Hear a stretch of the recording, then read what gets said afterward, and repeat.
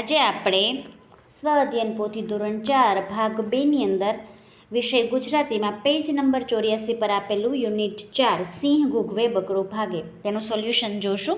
આ ડાવડા છુપાયેલા શબ્દો આપેલા છે તે શોધીને લખવાના છે. ત્યાર પછી પ્રશ્ન બીજો આપેલો છે જોડકા જોડો. સિંહ ગર્જના, હરણાના શિંગડા, સાગર કિનારો, પર્વત ટોચ અને રાજા મહેલ. અને ત્યાર પછી આ જોડકા બનાવેલા છે એ જોડકા જોડીને એના વાક્ય બનાવવાના છે. તો વાક્ય મેં 5 નીચે લખેલા છે, તમે જોઈને લખી શકો છો. ત્યાર પછી જોઈ લઈએ પેજ નંબર 85. આપેલો વિકલ્પ કયા વાક્યમાં સાચી રીતે વપરાયો છે તે વાક્ય સામે રાઈટની નિશાની કરવાની છે. આજ્ઞા તો કે પહેલું, બીજો બાત પીડવી એમાં બીજું, ત્રીજો હતાશમાં જવાબ છે બીજો, ચોથો હૂંફમાં જવાબ છે બીજો અને પાંચમું ચોખવટમાં જવાબ છે પહેલો.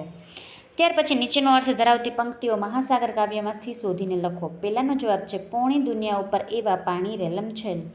બીજાનો જવાબ છે આભના સીમાડા પરથી મોટા મોટા તરંગ ઉડી વાયુ વેગે આગળ જાય. ત્રીજાનો જવાબ છે ગાંડી થઈને રેલે તો આખી દુનિયા જળબંબોળ જળબંબોળ. ત્યાર પછી પ્રશ્ન 5ની અંદર ખાલી જગ્યા આપેલી છે અને ખાલી જગ્યા પૂરીને એને રિલેટેડ જે છે તમારે બીજા વાક્યો લખવાના છે. મેં વાક્યો લખેલા છે, તમે એ સિવાયના વાક્યો પણ લખી શકો છો. પહેલાંનો જવાબ છે પરંતુ, તેથી, પણ, પરંતુ અને તેથી. વાક્ય આપેલા છે મારે આઈસ્ક્રીમ ખાવું છે પણ મને શરદી છે. હું ખૂબ અભ્યાસ કરું છું તેથી મારે સારા માર્ક્સ આવશે. રાજ બધાને મદદ કરે છે તેથી તે જરૂર સફળ થશે. મને તમારી વાત ગમી પરંતુ હવે હું કંઈ મદદ કરી શકું તેમ નથી. મારા દાદા બીમાર છે પરંતુ મને ભગવાન પર શ્રદ્ધા છે. તમારા મિત્ર સાથે મળીને તમને ગમતી વ્યક્તિ વિશે 5-7 વાક્ય લખવાના છે.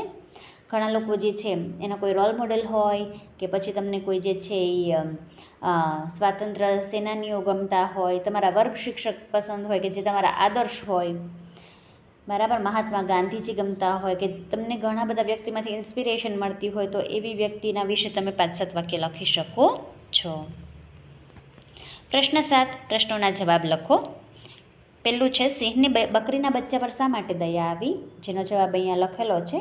અને બીજું છે બકરીનું બચ્ચું એકલું બહાર કેમ નીકળ્યું હશે. બકરીનું બચ્ચું આમ તેમ કૂદકા મારતું હતું તેથી તેની મા પાસેથી તે વિખૂટું પડી ગયું હશે અને એકલું બહાર નીકળી ગયું હશે.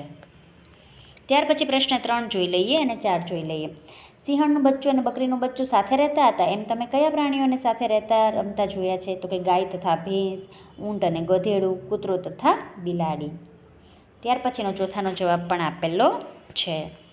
અને સૌથી છેલ્લે 5મું જોઈ લઈએ. બકરીના બચ્ચાએ સિંહણની આંખમાં શું જોયું હશે અને તે પરથી તે શું સમજી ગયો હશે? તેની આંખોમાં તેને પ્રેરણા જોઈ હશે તેથી તે સિંહના ટોળામાંથી જતો રહ્યો હશે. પ્રશ્ન 8 જોઈ લઈએ છેલ્લો. અહીં વાર્તાનો શરૂઆતનો ભાગ આપ્યો છે. હવે તમારે જે છે અધૂરી વાર્તાને તમારી મુજબ આગળ વધારવાની છે.